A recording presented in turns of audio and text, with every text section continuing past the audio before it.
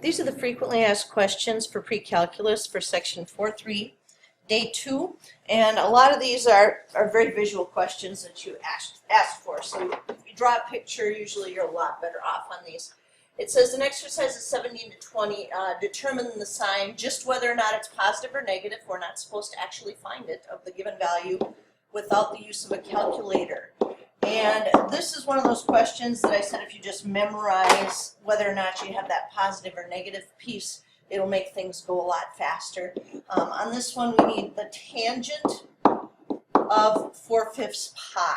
Again, it says 4 pi over 5, but when you think about where to map it, you want to think of that as an improper fraction or a mixed number, whichever one you find it is. So this fraction of 4/5 would go 4/5 of the way across. So that means obviously we've got 1/5 of the way here that we're not going to make it, which would make this a little pi over 5 inside this angle.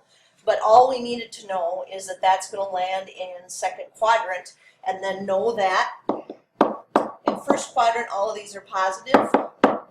In second quadrant it is positive, negative, negative. In third quadrant, negative, negative, positive. And in fourth quadrant, negative, positive, negative. But let's even say you forget that. You totally forget that. Drop your reference triangle down, and you realize you're going to need a negative x and a positive y on this one. And tangent is going to be y over x. So your tangent of theta would be negative y over x. There's your sign right there. It has to be negative.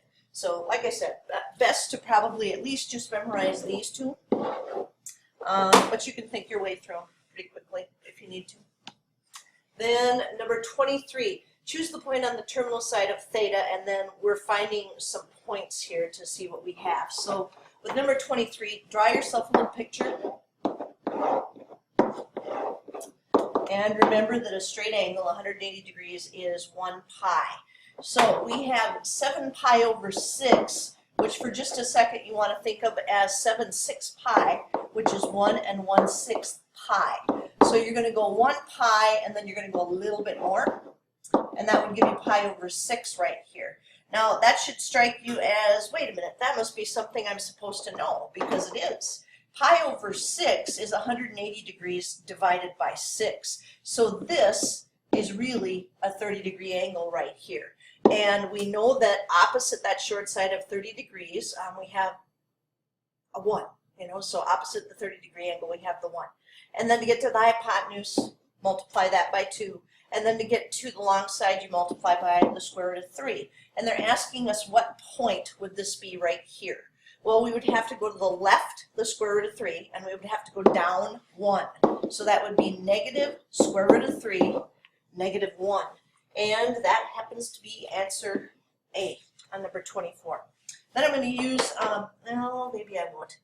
Yeah, I'm going to use the same drawing because we haven't touched anything in fourth quadrant there. And that one's a negative 60 degrees. So we're going down this way, 60 degrees. And again, you drop down that reference triangle. And you look at that and you realize, okay, well, if that's 60, this is 30. That means this one is 1. The 1 has to be opposite the 30-degree angle. Then this would be 2 because that's the hypotenuse, and this would be the square root of 3. And then just take a second to think, is anything going to be negative here? Well, 1 is to the right, that's positive, but the square root of 3 is going down, so that's going to be negative.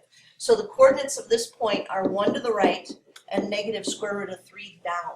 And that's 1 negative square root of 3, which was answer B. Draw a picture. It's the best way to get through these. You draw the picture and it pops into your head, and you tell yourself, wait a minute, I can't believe I had trouble with this in the first place. Draw a picture. Number 34, evaluate without using a calculator by using ratios and a reference triangle. They're even trying to lead you a little bit here and say, you need a reference triangle, you need a picture. So this one we would look at as 17/4 pi. Well, 4 goes into 17/4 and 1/4 pi times.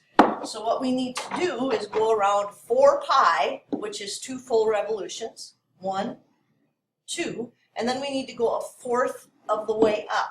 All right, a fourth of the way, wait a minute, 180 degrees divided by 4, that's 45 degrees. Absolutely 45 drop your little reference triangle, and remember that with 45, 90 triangles, what we have to do is make this isosceles with 1s on both of the sides, and then the hypotenuse is going to be the square root of 2. And then we can answer whatever question they have for us here. And what they want is the cosine. And cosine is going to be adjacent over hypotenuse. This is the adjacent side. This is the hypotenuse. So we have 1 over the square root of 2, which again, because this is just such an historic angle, you know, been around for thousands of years, knowledge about that 45-degree angle, we need to rationalize that denominator and write it with the square root in the numerator. Because again, we want to honor the fact that these things have been around a long time. You know, it's a matter of what we call in math elegance. Oh, I can't get that thing to shut off. There we go. Elegance, and knowing that those are special. Those 45, 45, 90 triangles and 30, 60, 90 triangles. Very, very special. Very, very important. Then we got to these, and again, I really think most of what's going on here, if you draw yourself a picture, you can think your way through this. 63 says if the sine of theta is 0.4. First of all, I'm not going to think of that as 0.4. I'm going to think of that as 4/10, which is 2/5. And then I have to think, okay, where on earth is sine going to be positive? Well, we have positive, positive, positive, positive, negative, negative, negative, negative, positive, and negative, positive, negative. So that tells me this is either going to be in the first quadrant or the second quadrant here. So what I have to do is figure out, well, does it matter which one it's in, and what are they really asking me about? So I keep reading it, and it says, then the sine of the negative of the angle. Okay, so let's see here. If I put my reference triangle here, and then they give me a negative of it, it's going to go down here, because that's where negatives go, clockwise versus counterclockwise. So it has to be in the first quadrant. That's what they're trying to get me to see, is that I need that negative angle. So here's my theta right here, and they told me sine is 4/10, but again, I'm going to think of that as 2/5. And that is opposite over hypotenuse. And then we'd use a little Pythagorean theorem action to say 2 squared plus whatever our x is squared equals 5 squared. So 4 plus x squared equals 25. X squared equals 21, so x equals the square root of 21.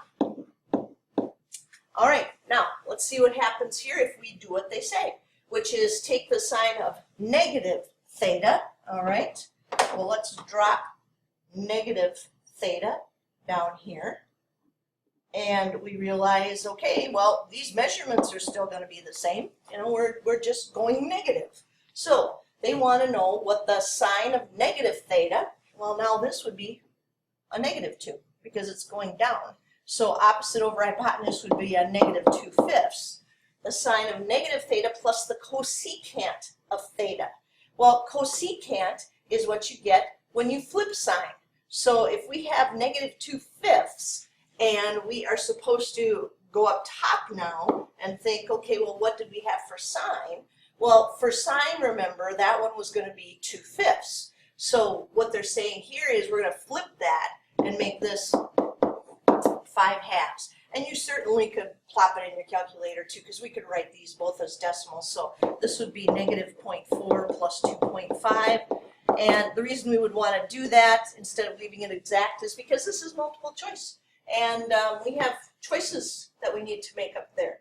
So for 63, we have answer E, 2.1, right there. 64, this one says if the cosine of theta is 0.4, so now the cosine is 2/5, we're going to do some work with it. So I'm going to start over because I need a different reference this time. So I start thinking about what's going on in this problem, and what they're telling me is the cosine has to be positive. Get those positive and negatives on there, and then we ask ourselves, where would that cosine end up being 2/5. You know, where would that be positive? And we only have two choices. It either has to be in first quadrant or it has to be in fourth quadrant. So let's see what they're going to ask us about this. They're saying whatever we put in for the cosine, we're going to add pi to it and figure out what's going on, which would mean we are going to basically flip this so that we have a straight line of 180 degrees. So with number 64, let's see if it matters which way we do it. I mean, we know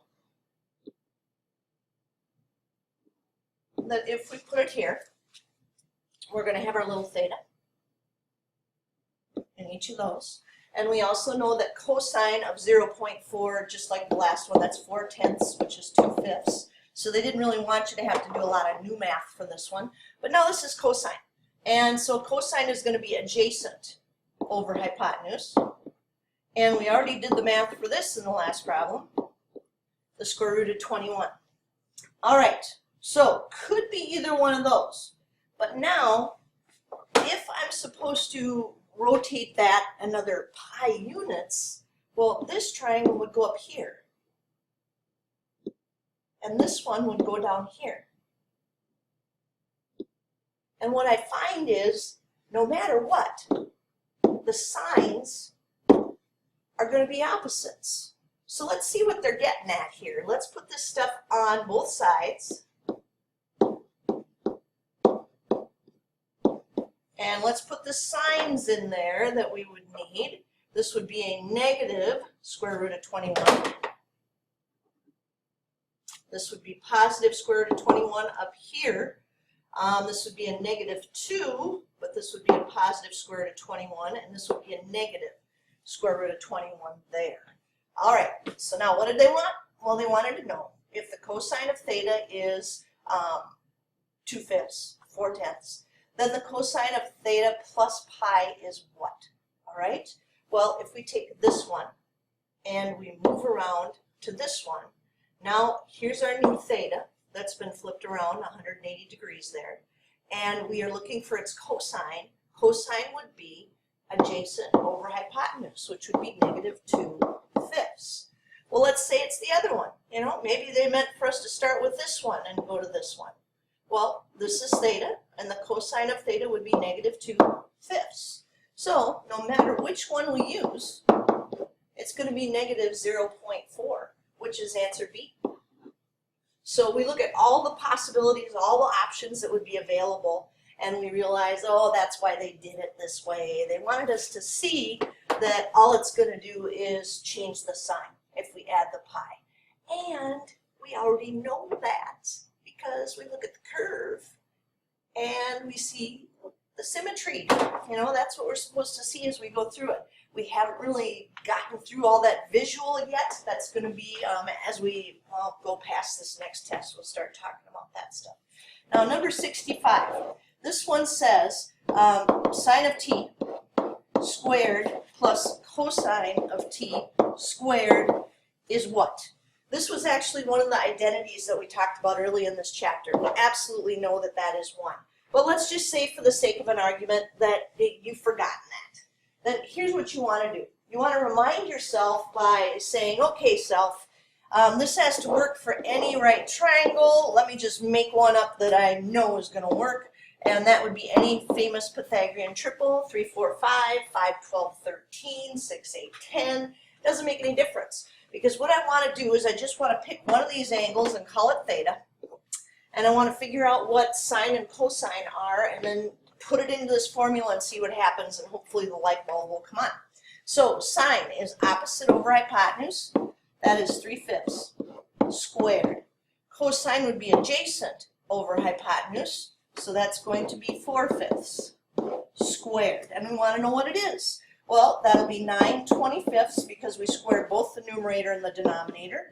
16/25, and we get 25/25, which is 1. And like I said, hopefully that's a light bulb moment where you go, oh, I remember now, we talked about that in class. If it's not, then you use a different one. You know, maybe you're afraid, oh gosh, maybe this just worked for this one, you know, that just happened to be the way it worked.